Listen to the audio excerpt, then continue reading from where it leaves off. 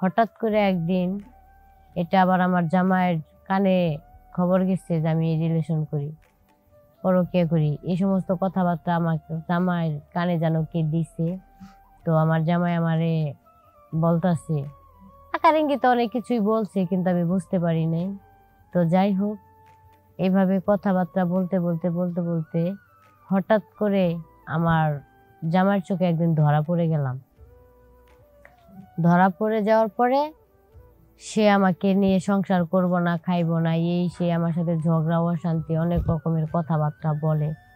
তো সহ্য করবার না পাইয়া স্বামীকে দিয়ে দিলাম ডিভোর্স। আমার স্বামীও কিন্তু অন্য জায়গায় রিলেশন করতো, কিন্তু আমি জানতাম না। সেও আরেকটা মেয়ের সাথে পরকীয়া করতো। তো সে পরকীয়া করলে দোষ নাই, আর আমি করলেই দোষ। তো দর্শক, আপনারাই বলেন এখন আমি কি করব?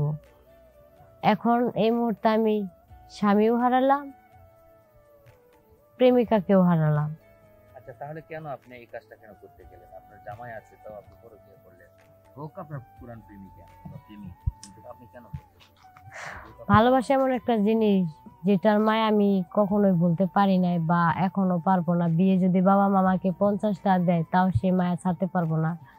যেহেতু জাস্ট আমি কথা বলতাম, দেখা সাক্ষাৎ করতাম, ঠিক আছে, আমি নয় ভালো না, ওই যেহেতু ভালো, সংসার করবে আমাকে নিয়ে, তাহলে আমাকে রাইখা আমার ভিতরে কি এমন কমতি ছিল যে আমারে রাইখা আরেক মায়ের সাথে ও রিলেশনে জড়াইছে?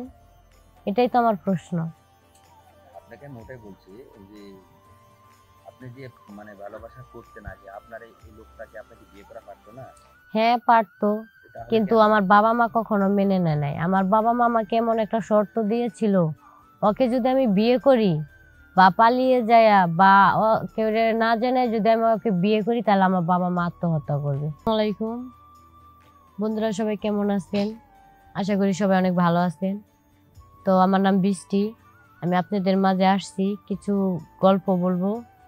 আর আমার দেশের বাড়ি শেরপুর। আপনাদের সাথে আমার আজকে একটা জীবনের গল্প বলবো। তো আপনারা বলবেন যে আমি কাজটা ঠিক করছি না ভুল করছি।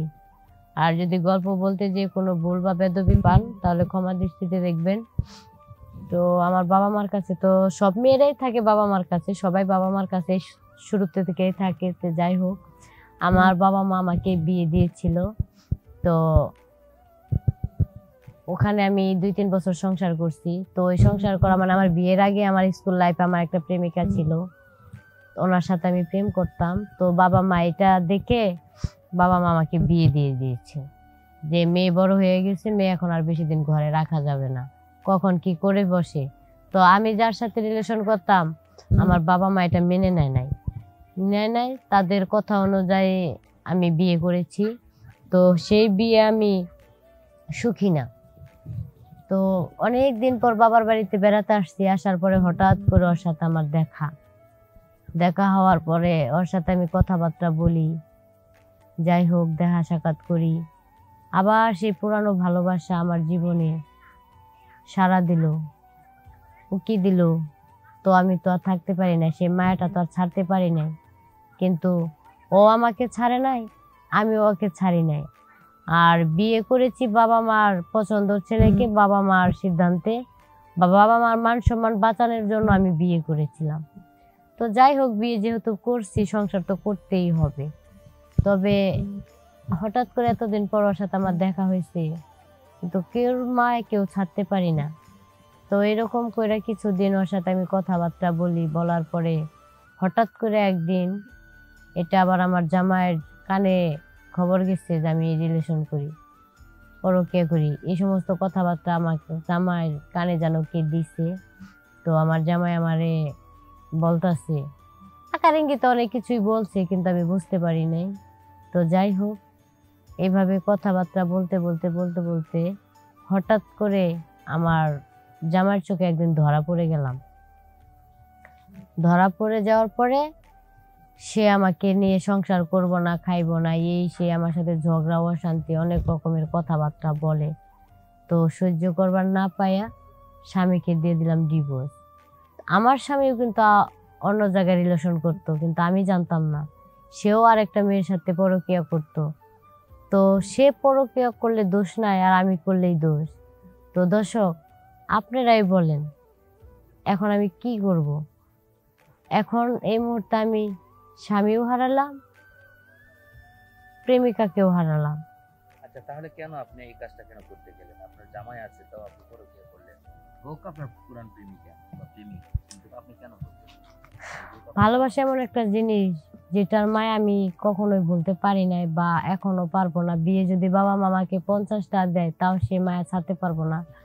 যেহেতু জাস্ট আমি কথা বলতাম, দেখা সাক্ষাৎ করতাম, ঠিক আছে আমি নয় ভালো না, ওই যেহেতু ভালো সংসার করবে আমাকে নিয়ে, তাহলে আমাকে রাইখা আমার ভিতরে কি এমন কমতি ছিল যে আমারে রাইখা আরেক মায়ের সাথে ও রিলেশনে জড়াইছে?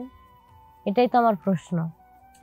আপনাকে আমি ওটাই বলছি যে আপনি যে মানে ভালোবাসা করতেন আগে, আপনার এই লোকটাকে আপনাকে বিয়ে করা পারতো না?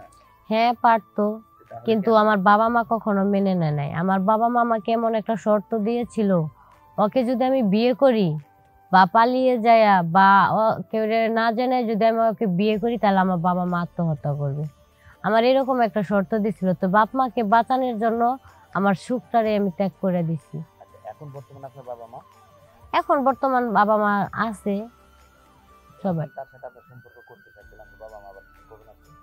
না, আমার বাবা মা বলতে গেলে কি, মানে বিয়েটা তো বাবা মা দিচ্ছে, বিয়েটা তারা আমার পছন্দ করি নাই যে বাবা মা আমাকে দুষবে। যদি আমার পছন্দে বিয়ে করে যদি এরকম পরিস্থিতি হতো বা আমি ছাইরা আসতাম, তাহলে না বাবা মা আমাকে দুষতে পারতো যে আমরা দেখে দেনে তুই গেছিস তুই বুঝে যা। এটা তো বাবা মা দিয়েছে, এটা তো বাবা মা বুঝতে হবে। না, আপনার কথা ঠিক আছে, কিন্তু আপনার জামাই এখন বর্তমান যে পর্যায়ে আছে আপনাকে নিয়ে, আপনি সংসার করতে চাচ্ছেন না চাচ্ছেন না?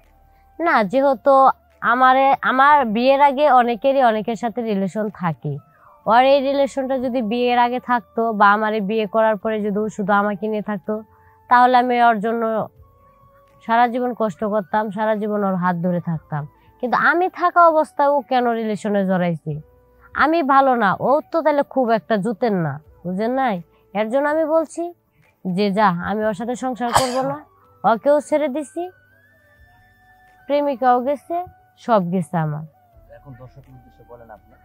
এখন দর্শকদের কাছে আমার একটাই অনুরোধ, আমি যাকে ভালোবাসতাম তাকে তো আর আমি পাই নাই, আর যাকে আমি বিয়ে করলাম সে কেন আমাকে ছেড়ে আরেকজনের কাছে যায়? তাই আপনাদেরকে বলতেছি দর্শক, যে আমি ওকেও পাইলাম না, আমার স্বামীকেও পাইলাম না, প্রেমিকাকেও পাইলাম না।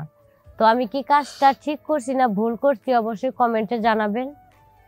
আর যদি ভুল কিছু বলে থাকি ক্ষমা দৃষ্টিতে দেখবেন।